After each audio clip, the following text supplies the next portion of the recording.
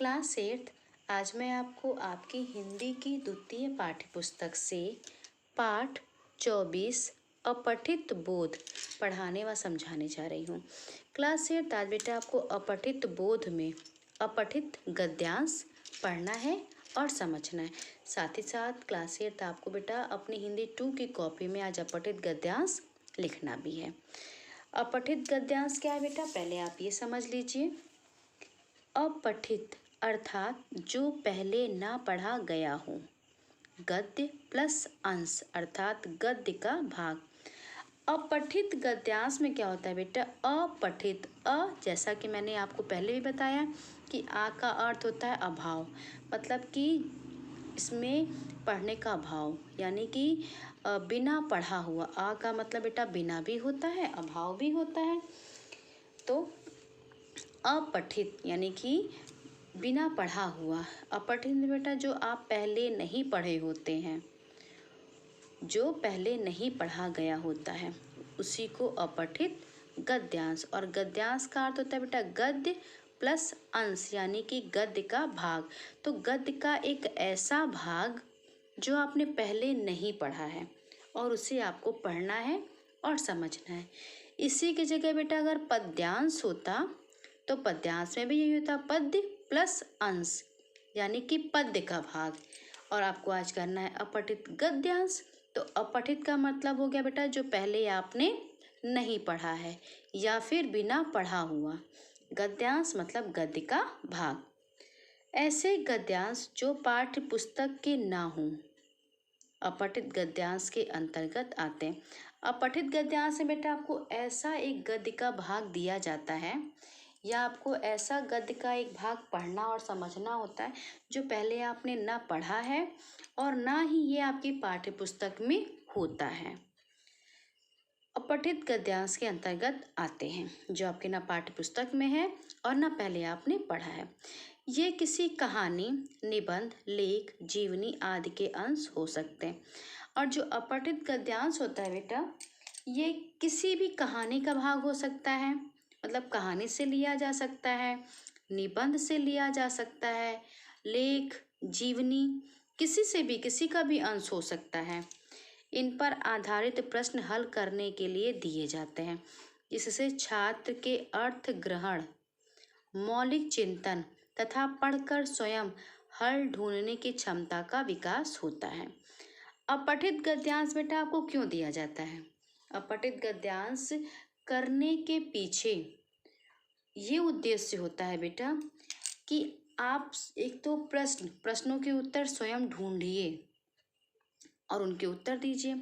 साथ ही साथ जो भी आपका अपठित गद्यांश है उनके अर्थों को आप भली भांति समझिए। क्या कहा जा रहा है, क्या प्रश्न पूछा जा रहा है, उसका उत्तर, सही उत्तर क्या होगा। मौलिक चिंतन, पढ़ना, पढ़कर स्वयं समझना, उत्तर ढूंढना।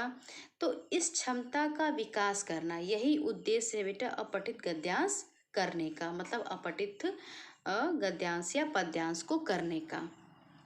तो ये जो अपठित गद्यांश है बेटा, ये किसी निबंध, कहानी, लेख, जीवनी का अंश हो सकता है।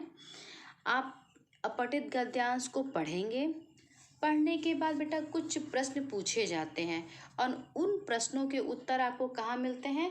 उन प्रश्नों के उत्तर बेटा आपको उसी गद्यांश से मिलते हैं जो इनके उत्तर आपको देने हैं। तो क्लास 8 आपको समझ में आ गया ना बेटा, अपठित गद्यांश क्या है। जैसा ही अपठित गद्यांश होता है बेटा, उसी तरह अपठित पद्यांश भी होता है। तो अपठित मतलब जिसको आपने पहले नहीं पढ़ा है, गद्यांश मतलब कि गद्य का भाग। तो ऐसा गद्यांश जो पाठ्य पुस्तक का ना हो, आपने कभी पढ़ा ना हो, तो उसे कहते हैं अपठित गद्यांश। और ये किसी कहानी, निबंध, लेख, जीवनी का अंश हो सकता है। फिर बेटा कुछ प्रश्न दिए जाते हैं और उन प्रश्नों के उत्तर आपको उस गद्यांश के अंश में से स्वयं ढूंढकर लिखना होता है।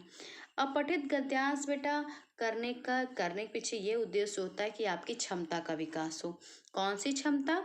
अर्थ ग्रहण की क्षमता, मौलिक चिंतन की क्षमता, साथ ही साथ पढ़कर स्वयं प्रश्नों के उत्तर देने की क्षमता। तो क्षमता का विकास हो, इसलिए बेटा अपठित गद्यांश आपको करना होता है। अब चलिए देखिए बेटा, आज आपको अपठित गद्यांश कौन सा करना है। आज बेटा आपको अपनी हिंदी 1 हिंदी 2 की कॉपी में ये अपठित गद्यांश लिखना है। तो पहले आप क्या करेंगे बेटा, इसका पीडीएफ भी दिया गया है आपको, आप पीडीएफ से इसको भली भांति लिख लीजिएगा। इन प्रश्नों के उत्तर भी दिए गए हैं और इस गद्यांश को बेटा आप भी स्वयं पढ़िएगा, इसे आप स्वयं भी पढ़िएगा। चलिए एक बार मेरे साथ साथ आप भी पढ़िए।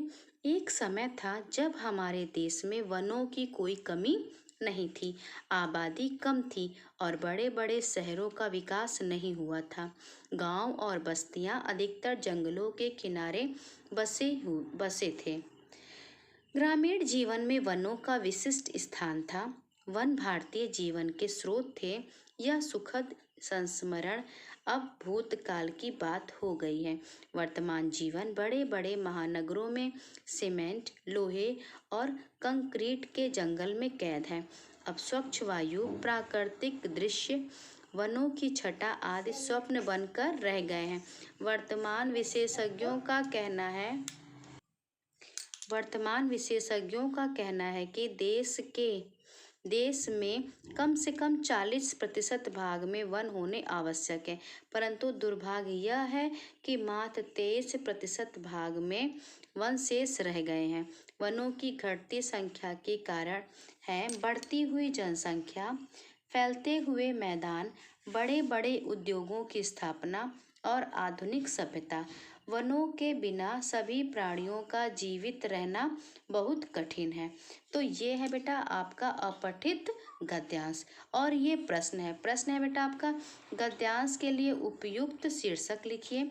गांव और बस्तियां कहाँ बसे हुए थे? देश की वर्तमान स्थिति क्या है?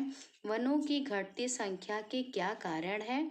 देश में कम से कम कितने प्रतिशत भाग में वन होने आवश्यक है? ये बेटा आपको गद्यांश लिखना है और इन प्रश्नों के उत्तर देना है। तो क्लास 8 आज आपको बेटा अपठित गद्यांश अपनी हिंदी 2 की कॉपी में लिखना भी है, पढ़ना भी है और समझना भी है।